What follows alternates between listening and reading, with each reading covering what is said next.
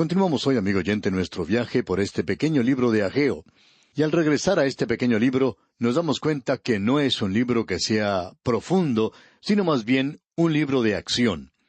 Las cosas que ocurren en este pequeño libro nos demuestran que la vida se ha hecho muy complicada y compleja para nosotros, porque en realidad no enfrentamos los asuntos y los problemas como debemos. Nosotros no encaramos los hechos como debemos hacerlo y estamos tratando de vivir en un invernadero a causa de la indulgencia y la abundancia. Hemos entrado a ese período y puede que sea bueno para nosotros el ser probados en estos días para salir así de estas torres de marfil en las que muchos de nosotros vivimos. Este pequeño libro nos hace poner los pies sobre la tierra realmente. El profeta Ageo llevaba consigo una vara de medir, una regla, un metro. Él estaba midiendo todo. Cuando uno reedifica un templo, pues necesita medir las cosas, necesita enfrascarse nuevamente en la labor. Así es que este hombre tiene un martillo en una mano y un serrucho en la otra. Está listo para trabajar. Y amigo oyente, si usted no está listo para trabajar, un estudio bíblico no le va a ayudar a usted mucho, si usted no está dispuesto a hacer lo que Dios quiere que haga, cualquier cosa que eso sea. Y Dios cree en el trabajo. Este es el Dios para el trabajo. Ahora hemos visto en primer lugar, en este pequeño libro maravilloso, que aquí se presenta un desafío, un reto de parte de Dios para su pueblo, y eso lo vemos en los primeros 11 versículos. Ellos estaban engañándose a sí mismos, pensando que estaban haciendo la voluntad de Dios. Y la razón por la cual ellos no habían construido el templo no era porque les costara algo, sino porque eran sencillamente perezosos. Pero ellos trataban de cubrir todo esto con una expresión un poco piadosa, diciendo, bueno, es que no ha llegado aún el tiempo para reedificar la casa de Jehová. No es aún la voluntad del Señor hacer eso. Y Dios les dijo que dejaran de ser tan perezosos, que se levantaran y comenzaran a trabajar. Él les dijo, ¿no se han puesto ustedes a pensar que yo les estoy juzgando? Ustedes han estado diciendo que las cosas son difíciles para ustedes, porque han tenido una cosecha mala y que no pueden ahorrar nada y han estado echándole la culpa a las circunstancias. Y Dios dice, ¿por qué no me acusan a mí? Yo soy quien ha enviado todo esto. Estoy tratando de despertarles. Y como ya hemos dicho anteriormente, Ageo era como un reloj despertador. Y usted sabe que un reloj despertador, pues, no es algo muy popular, no es algo amoroso que digamos. Está despertando a la gente. Y Dios les dice ahora que ellos deben meditar muy bien en sus caminos. Él les está diciendo que tienen que poner manos a la obra, que tienen que trabajar. Y vemos que ellos responden a este reto, a este desafío. Y es algo maravilloso ver cómo responde esta gente. Ellos ponen manos a la obra. Ya vamos a ver eso. Ahora, aquí había una acusación de conflicto de intereses. Había un llamado para que consideraran sus caminos. Y ahora tienen un mandamiento para que comiencen a edificar el templo. Es algo bastante sencillo. No hay nada complicado en cuanto a esto. Él les dijo, subid al monte y traed madera. Uno no puede esperar que la madera va a avanzar por sí sola. Los troncos de los árboles no iban a rodar por la ladera de la montaña. Ellos tenían que subir y hacer estas cosas. Hay ciertas personas hoy que están siendo animadas por otras a que esperen a que ocurra algún milagro en su vida. Dios va a tratar con usted por medio de un milagro. No, amigo oyente, Dios no lo va a hacer. Estamos aquí para decirle que Él no va a hacer eso. Es muy fácil que una persona venga y diga, yo espero un milagro. Sin embargo, Dios dice, subid al monte y traed madera. Eso es lo que uno tiene que hacer, ir a trabajar. Y no existe ninguna clase de atajo que podamos tomar en este asunto hoy. Hablando honestamente, amigo oyente, la pereza es la razón por la cual los maestros de la escuela dominical no tienen mayor éxito. La pereza es la razón por la cual los creyentes no tienen mayor éxito. Y la pereza es la razón por la cual la gente fracasa en su vida cristiana. Uno tiene que trabajar. No creemos que nunca se haya dicho que el Espíritu Santo haya bendecido la pereza. En cierta ocasión, un estudiante le dijo a su profesor, «Doctor, este libro que usted me dio para leer es un verdadero fuego». El profesor le miró fijamente y le dijo, «Bueno, lo que usted tiene que hacer es apagarlo con el sudor de su frente». Y así es como que hay que hacer las cosas. Uno no puede esperar que la vida cristiana se le dé a uno servida en una bandeja. Amigo oyente, el milagro tiene lugar en la obra que usted lleva a cabo. Subid al monte y traed madera y reedificad la casa. Eso era algo muy importante. Antes había un conflicto de intereses cuando colocaban la casa de Dios en segundo lugar y su propia casa, la casa de ellos, en primer lugar. Ahora alguien quizá diga, bueno, usted dice que la casa de Dios, que la obra de Dios debe ser lo primero. ¿Y acaso no es importante que la casa de un hombre sea considerada? Sí, amigo oyente, lo es. ¿Cómo puede uno medir eso entonces? Bueno, si usted está viviendo en una casa que es mucho mejor que su iglesia, entonces tendría que darle vergüenza, porque en realidad hoy necesitamos tener un lugar a donde pueda ir la persona que no es salva, un lugar del cual usted no se avergüence. Así es que debe haber un lugar en el mismo nivel en el cual se encuentra la casa donde usted vive. De modo que Dios les llama para que mediten. Luego les da un mandamiento. Les dijo que quería que fueran a trabajar. Y aquí tenemos lo que el doctor Frank Morgan ha llamado, primero, un llamado a la mente. Él les dijo esto al principio mismo. Él dijo, ¿dicen ustedes que no ha llegado el tiempo de edificar la casa de Jehová? Quiero que ustedes piensen en cuanto a esto, porque ustedes están viviendo en casas muy buenas. Y este es el llamado a la mente. El segundo llamado fue a meditar. Este era un llamado al corazón. Él les dijo, meditad bien sobre vuestros caminos. Este era el reto, el desafío que Dios le da a esta gente. Y ellos no estaban haciendo esto.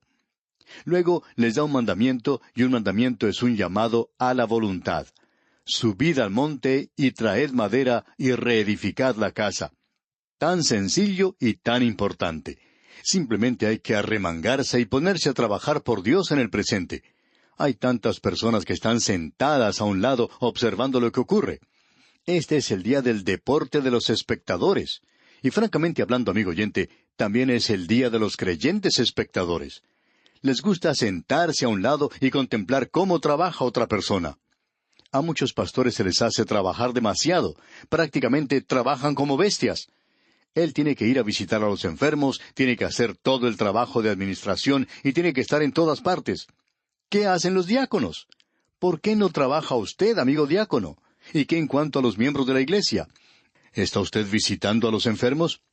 El pastor no tiene que hacerlo todo. Él tiene que preparar a la gente para que efectúe la tarea del ministerio. Así es como debería hacerse, en lugar de que todo el trabajo caiga sobre las espaldas de unas cuantas personas nada más. Amigo oyente, si usted va a hacer la obra de Dios en la iglesia local, entonces usted necesita dedicarse a ese trabajo. Es algo que se necesita grandemente en el presente.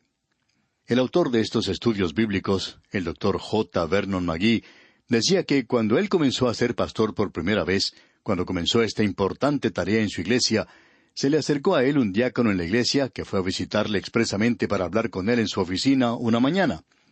Él le conocía muy bien, ya que habían crecido juntos, y este diácono se le acercó y le dijo, «Vernon, yo no puedo orar en público. No sé por qué, pero no puedo hacerlo. En realidad, ni siquiera puedo hablar en público. Así es que nunca me pidas a mí que yo me levante a hablar o a orar. Eso me causará mucha vergüenza y te creará una situación embarazosa. Sencillamente no puedo hacerlo. No puedo conquistar ese problema». Y las lágrimas le llenaban los ojos. Pero él siguió diciendo, en cualquier oportunidad que haya necesidad de hacer algo aquí en la iglesia, ya sea de cambiar una lamparita eléctrica que se haya quemado, o colocar un techado nuevo, en general, cualquier cosa que pueda hacerse, yo lo puedo hacer. Este hombre era capataz en una empresa muy grande, y estaba a cargo de la labor de mantenimiento de equipo. Así es que, si fallaba alguna cosa, pues lo llamaban a él para arreglarlo. Y lo que el doctor McGee hizo después de esa reunión fue llamarle cuando había necesidad de hacer cualquier reparación en la iglesia o cuando había que remodelar algo. Y cuando se llamaba a este hombre, en menos de una hora, él estaba allí con una cuadrilla de hombres para hacer esa tarea. Y el doctor McGee decía que él aprendió desde el principio que este hombre era una persona de mucho valor para la iglesia. Era como Ageo, era alguien que hacía la tarea, la labor que era necesario hacer. Y cuando había personas que visitaban esa iglesia, ellos exclamaban, «Bueno, esta iglesia luce muy bien cuidada. Es un lugar muy hermoso para venir a adorar». Pero ¿sabe por qué, amigo oyente? Porque había allí un hombre que no podía orar en público. Y gracias a Dios que no lo podía hacer, porque en algunas iglesias hay demasiados de ellos. Se necesita personas que trabajen. Se necesita personas que se arremanguen la camisa y se pongan a trabajar. En realidad, amigo oyente, este libro es demasiado sencillo para tomar parte en la lista de los libros de la palabra de Dios. Debería ser más complicado. Él les dio un mensaje, un sermón aquí. Subid a la montaña. Ese es el punto número 1. Traed madera. Ese es el punto número 2. Reedificad la casa. Ese es el punto número 3. Y amigo oyente, no hay nada más que decir en cuanto a esto. Siguiendo adelante entonces, podemos notar lo que nos dice el versículo 9 de este capítulo 1 de Ageo. Buscáis mucho y halláis poco, y encerráis en casa, y yo lo disiparé en un soplo. ¿Por qué? Dice Jehová de los ejércitos. Por cuanto mi casa está desierta, y cada uno de vosotros corre a su propia casa. Ustedes han estado tan ocupados construyendo su propia casa, cuidando su propiedad, que han dejado de lado las cosas de Dios. Y ahora se preguntan, ¿por qué les está sucediendo estas cosas? Nuevamente debemos decir que ellos aparentemente eran demasiado piadosos como para acusar a Dios de eso. Decían que eran las circunstancias. Era un año malo para la cosecha, y ellos habían tenido sequía. Pero Dios les dice que les quiere informar que Él es quien ha hecho todo eso. Él dice que Él fue quien causó, quien provocó todo lo que les ha sucedido a ellos, y que ellos no habían tenido éxito en nada. ¿Por qué? Dios dice que Él les responderá esa pregunta, y dice, por cuanto mi casa está desierta, y cada uno de vosotros corre hacia su propia casa. Esa es la razón. El Señor Jesucristo declaró este gran principio, y es un principio para la gente de cualquier época, de cualquier lugar, de cualquier edad. Y es sencillamente este, que cuando Dios es colocado en el primer lugar, entonces todas las otras cosas se cuidarán a sí mismas. El Señor Jesucristo dijo, buscad primeramente el reino de Dios y su justicia, o sea, la justicia que está en Cristo, y todas estas cosas os serán añadidas. ¿Qué mensaje es este? Y tan sencillo. Es tan sencillo que a veces no lo podemos ver, amigo oyente.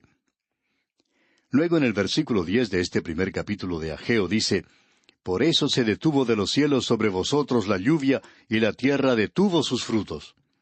Era algo natural cuando no había lluvia, no había cosecha. El trigo y la cebada no crecían, y las viñas tampoco producían nada. Dios dice, yo voy a detener el agua, y Dios no les dio agua alguna. En el día de hoy nosotros no interpretamos la vida de esa manera porque vivimos en una sociedad mecánica, vivimos en la era electrónica. Y el problema en el presente es que si una máquina no funciona en algún lugar es porque alguien no apretó cierto botón. O quizá porque alguien apretó un botón, pero apretó el botón equivocado. Y nosotros decimos que estas son las cosas, o ponemos tantas cosas entre el lugar donde estamos nosotros y Dios, que estamos acusando o echándole la culpa a las cosas y a las condiciones y a los sistemas. Esas son las cosas que no trabajan, y creemos que Dios quisiera atravesar esa barrera que existe y decir, ¿se les ha ocurrido a ustedes alguna vez que detrás de todos estos problemas que ustedes están teniendo en el presente, estoy yo? ¿No saben ustedes que yo soy aquel que está tratando de llamarles la atención para que la quiten de las cosas y las pongan en mí en el presente? Eso es de suma importancia. Notemos ahora lo que él dice, ya que el Señor asume en sí mismo toda la culpa de esto. Él dice en el versículo 11 de este primer capítulo de Ageo, y llamé la sequía sobre esta tierra, y sobre los montes, sobre el trigo, sobre el vino, sobre el aceite, sobre todo lo que la tierra produce, sobre los hombres y sobre las bestias, y sobre todo trabajo de manos. Dios les está diciendo que todas esas cosas les han sucedido, que todas las bendiciones materiales han sido detenidas, porque Él las detuvo. Él es el responsable, Él es quien hizo eso. Nosotros tenemos la tendencia en el presente a echarle la culpa en primer lugar a la policía. Ellos tendrían que haber estado haciendo su trabajo. Luego le llaman la atención o le echan la culpa al intendente o al gobernador o a la legislatura. Y creemos que a veces se les debe echar la culpa a ellos. Y también acusamos a la presidencia. Amigo oyente, creemos que todos pueden ser culpables. Pero, ¿se le ha ocurrido a usted alguna vez, amigo oyente, que quizá usted es el culpable? Estamos acusando a los hombres y a las máquinas por las condiciones que prevalecen en el mundo del presente. ¿Sabe usted por qué existen las condiciones actuales en este mundo? Sencillamente porque Dios quiso que sucediera. Usted puede acusar a Dios si quiere, y está bien. ¿Quiere acusarle a Él? Siga nomás. Él dice que Él es el responsable, lo dice aquí, y le vamos a decir a usted por qué. Él dice que nosotros somos culpables de negligencia en cuanto a Él. Amigo oyente, la solución de nuestros problemas es muy sencilla, pero también es muy complicada. Nosotros pensamos que si ponemos algún método nuevo, o alguna máquina nueva, o algún hombre nuevo, las cosas van a mejorar. Y entonces vamos a poder resolver todos nuestros problemas. Amigo oyente, ¿por qué no reconocemos que este es nuestro problema? ¿Qué es lo que lo ha causado y cómo puede ser resuelto? Es algo muy sencillo y muy común. Leamos primero el versículo 12, y cuando veamos lo que se nos dice en este versículo 12, vamos a ver la respuesta al desafío que Dios le ha dado a esta gente. Tenemos aquí este versículo 12, y nos enseña la construcción del templo. La gente obedeció, y luego tendremos la confirmación de parte de Dios en los versículos 13 y 14. Nuevamente debemos decir que es muy sencillo y muy importante. Leamos este versículo 12.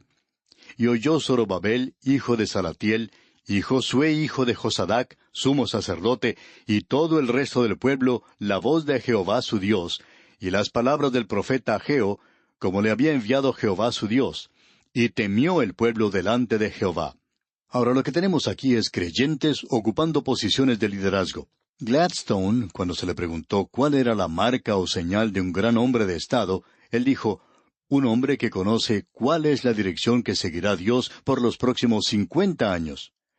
Parece que no tenemos hombres que sepan cuál es la dirección que Dios seguirá en los próximos 50 minutos.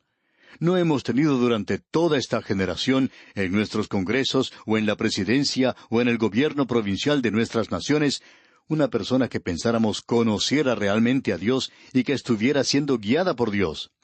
Esto es lo que se necesita hoy. Pero notemos aquí que Zorobabel es el gobernador, y Josué es el sumo sacerdote, y luego el pueblo. Todo el pueblo regresó, todos obedecieron a Dios. Y cuando obedecieron a Dios, vino la bendición. Y las bendiciones se derramaron sobre ellos en gran abundancia. Notemos lo que dice la segunda parte de este versículo 12. Dice que ellos oyeron la voz de Jehová su Dios, y las palabras del profeta Ageo, como le había enviado Jehová su Dios, y temió el pueblo delante de Jehová. Ahora este es un mensaje que fue dado después del primer mensaje. En realidad encontramos aquí el segundo mensaje de este profeta Ageo. Como ya hemos dicho, hay 5 mensajes fechados en este libro. Ahora, si usted observa lo que dice el versículo 15, o sea, el último versículo de este capítulo 1, usted puede apreciar la fecha que se da aquí. Dice el versículo 15, en el día 24 del mes sexto, en el 2º año del rey Darío. Así es que tenemos aquí un mensaje dado el 24 de septiembre del año 520 a.C. El primer mensaje fue dado el 1 de septiembre. Así es que 24 días más tarde será el segundo mensaje. En ese lapso de tiempo, el pueblo había respondido. Ellos ahora tienen una voluntad de obedecer a Dios. Se preparan los planes, se ha bosquejado un programa para traer la madera del monte y se están preparando para edificar el templo. Eso es lo que ha ocurrido en estos 24 días. Ageo es un hombre de acción, es un hombre que puede inspirar a la gente, y eso es muy importante. Este es un gran libro.